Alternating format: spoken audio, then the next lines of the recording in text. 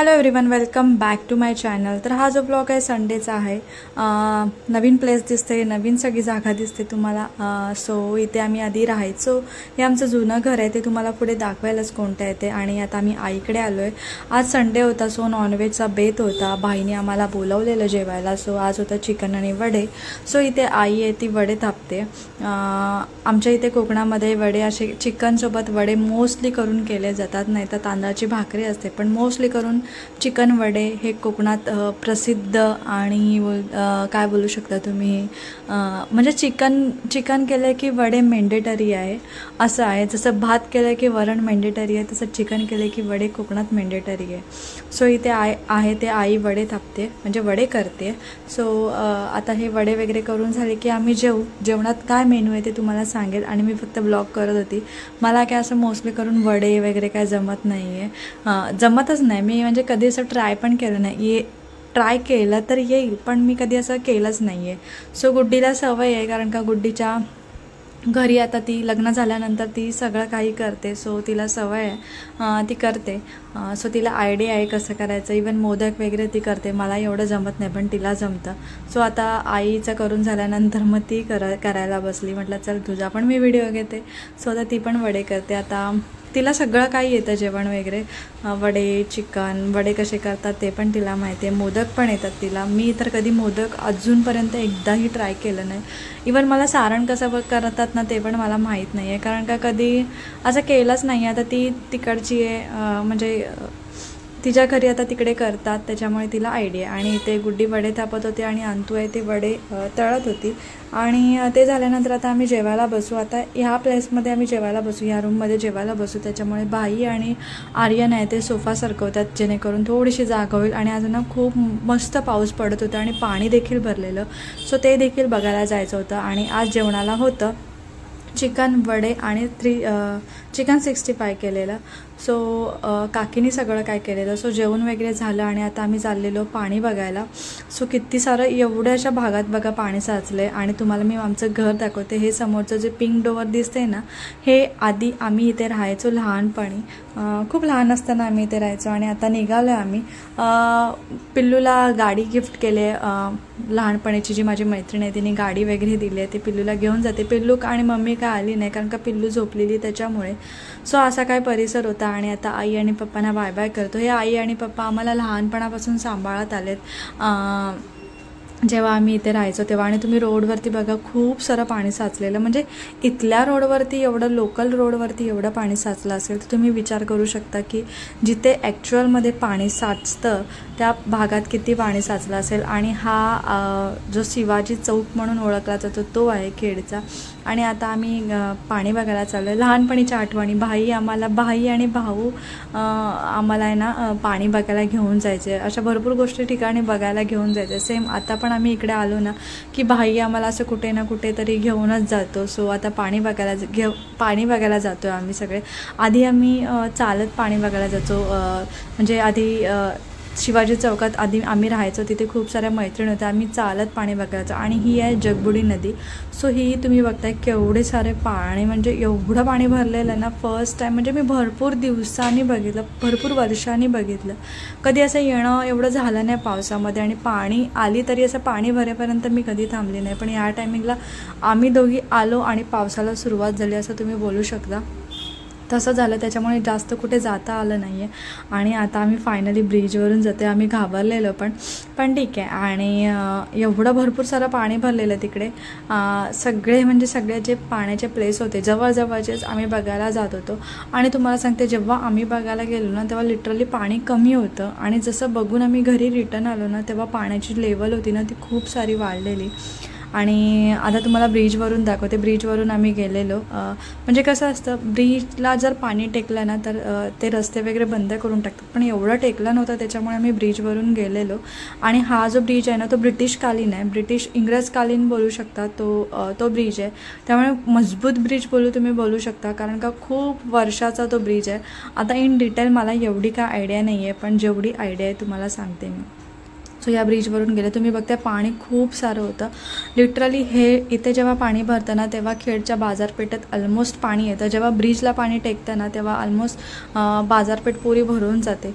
So असं काही आहे. म्हणजे ह्या ठिकाणी ना गावच्या ठिकाणी कसं असतं, पाणी भरलं आहे, पाणी चढलं आहे, पाण्याची लेवल किती आहे ते सगळं मोजलं जातं.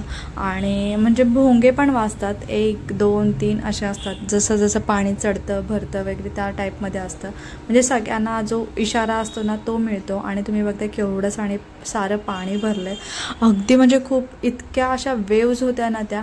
आणि हे आहे तळ्याचं वाकण. म्हणजे खालचं गार्डन आम्ही आधी बोलायचो, खालचं गार्डन. तिथे आधी आहे ना खेडमध्ये एकच गार्डन होतं. त्या गार्डनच्या इथे पाणी भरलेलं. तिथे आहे ना थोडंसं छोटासा ना असा तलाव बोलू शकतात तो आहे. तिथे ना इवन मगरी पण असतात.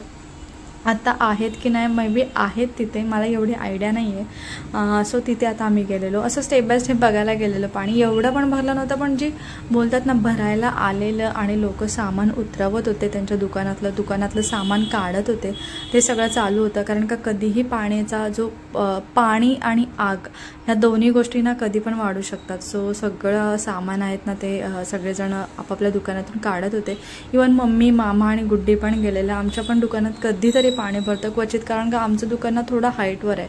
पण खूप जास्त पाऊस पडला ना की पाणी भरून जातं. आणि हे आहे ना गार्डन आहे जिजामाता उद्यान. आत्ता सध्या हिला ते नाव दिलं आहे. आधी काय नाव होतं मला माहीत नाही आहे. जेव्हा आम्ही लहान होतो इथे आम्ही लहानपणी पाणीपुरी, शेवपुरी खेळायला यायचो. गार्डनमध्ये मस्त मज्जा करायला यायचो, म्हणजे खेळायलाच वगैरे यायचो. आधी मस्त गार्डन होतं. आता असं एवढं असं राहिलं नाही. आणि तुम्ही बघता ह्या रस्त्याला केवढं सारं पाणी साचलं आहे. ते म्हणजे खूप सारं पाणी साचलेलं आहे. एवढं पण नव्हतं, तरी पण आम्ही गाडी घेऊन गेलेलो तिथून. आणि त्याच्यानंतर मग आता दुसऱ्या रूटला जातोय, ते पण तुम्हाला दाखवतो. सो आता आम्ही तळ्याचा वाखण सोडून शिवता रोडला चाललो. आता तिथलं तुम्हाला दाखवते. भरपूर ठिकाणी पाणी भरलेलं. इवन दापोली रोड साईडला वगैरे भरपूर पाणी भरलेलं. तुम्हाला सध्या आम्ही बघून आलो आणि विदिन अर्धा तास 1 तास लागला असेल हार्डली. त्या ह्याच्यामध्ये ना खूप पाणी स्पीडला बोलतात ना, स्पीडला वाढलं. आणि तुम्ही बघताय लिटरली कसं झालेलं, इथे ना गटार टाईप आहे. सो तिथे ना क्लीन नसेल केलं, मे बी माती वगैरे अडकली असेल आणि ते क्लीन नव्हतं केलं ना, त्याच्यामुळे एवढं सगळं पाणी रोडवरती येत होतं. म्हणजे जर गटारा वगैरे क्लीन केला असतं ना तर एवढं पाणी मे बी तिथे नसतं. पण गटार क्लीन न केल्यामुळे हे सगळं पाणी आहे ना रोडवर गटारातून बाहेर येत होतं आणि सगळं रस्त्यावर येत होतं आणि तिथे खाली जाऊन साचत होतं. तर त्याच्यामुळे हे अजून एक पाणी वाढत होतं. आणि ह्या रस्त्याला कधीच पाणी भरत नाही. गटार क्लीन न केल्यामुळे इथे पण पाणी भरलेलं. इथे म्हणजे खूप ठिकाणी असं पाणी भरलेलं. एवढं पण पाणी भरलं नव्हतं. लास्ट 2 इयर्स का 3 इयर्स पूर्वी खूप सारं पाणी भरलेलं लिटरली. तेव्हा आमच्या दुकानात पण पाणी भरलेलं.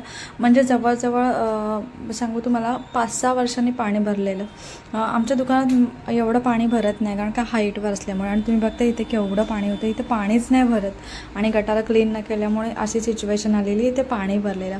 सो आता आम्ही दापोली रोडला जात होतो. सो तुम्ही पुढे व्हिडिओ कंटिन्यू बघा की आम्ही किती पाणी बघितलं, कुठे कुठे पाणी भरलेलं. मी तुम्हाला मेन्शन केलेलं आहे जेवढी मला आयडिया आहे तेवढी.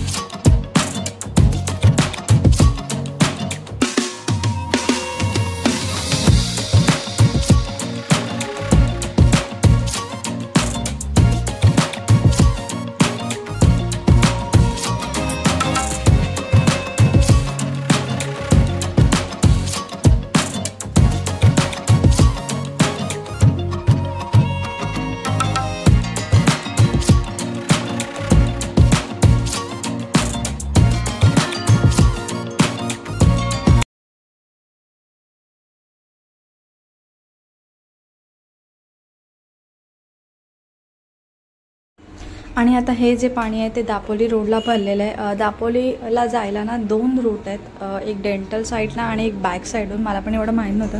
नारंगी नदीचं पाणी असतं ना ते आहे हे. सो इथे भरपूर सारं पाणी भरलेलं. आणि हा जुना का नवीन ब्रिज आहे माईट बी, मला पण एवढी आयडिया नाही आहे. सो त्या ब्रिजवरून गेलेलो आम्ही पाणी बघायला आणि ते पाणी नव्हतं भरलेलं आणि जे दापोली रूट जो एक अडकला ना की ह्या रूटनी यांना ज्या लोकल गाड्या असतात ना म्हणजे छोट्या छोट्या त्या जाऊ शकतात, जसं की बस वगैरे जाऊ शकत नाही. लिटरली जागोजागी आहेत ना असे हे लावलेले रोड बंद पोलिसांनी. सो आता मी सगळं तुम्हाला मी जेवढं मी बघितले पाणी भरलेलं तेवढं मी तुम्हाला दाखवलेलं आहे. आणि संध्याकाळी नंतर आम्ही घरी आल्यानंतर मग गुड्डी आणि मम्मी मामा खाली गेलेले दुकानातलं सामान वरती करायला, कारण का भरपूर सारं पाणी आहे ना वाढून गेलेलं. तुम्हाला पुढे दाखवेलच मी, गुड्डी गेलेली तेव्हा ती दाखवेल. आणि हा आहे ना माझा कॉलेज रोड आहे, कॉलेजला जायची ना तेव्हा नाही सॉरी शाळेचा रोड आहे. आणि संध्याकाळी तुम्हाला सांगते एवढं पाणी भरलेलं, ऑलमोस्ट आमच्या दुकानाच्या एक पायरी पुढे आलेलं पाणी. सो मामा आणि गुड्डी सगळं सामान शिफ्ट करत होते. लिटरली तुम्ही बघताय केवढं सारं पाणी भरलेलं, म्हणजे एवढं सामान लोकांचं खराब होतं, काय काय फर्निचर असतं ते तेवढं सगळं खराब होतं. आणि हे दरवर्षी होतं आणि दरवर्षी लोक फेस करतात. तरी पण नेक्स्ट डे ते परत दुकान ओपन करतात. जसं हाय तसं रुटीन त्यांचं चालू होतं. तुम्हाला दिसतच असेल की कुठल्या लेवलपर्यंत पाणी आलं. लिटरली चिखल कचरा, त्याच्यामुळे मच्छर वगैरे, छोटे छोटे मासे बोलते साप वगैरे असं भरपूर काही आतमध्ये जातं. ते सगळं क्लीन करून परत ते आपलं दुकान आहे ते नीट हे करतात. लिटरली बोट वगैरे पण होत्या, जे लोक अडकलेली त्यांना काढण्यासाठी, त्यांना एका रस्त्यातून दुसऱ्या रस्त्याकडे पोचवायला बोट पण होती. सो असं चालू होतं. ऑलमोस्ट आमच्या दुकानापर्यंत आता पाणी यायला सुरुवात झाली आहे आणि ऑलमोस्ट टेकलं आहे मला वाटतं एक पायरी, कारण का मी गेली नव्हती ना त्याच्यामुळे मला एवढं आयडिया नाही आहे.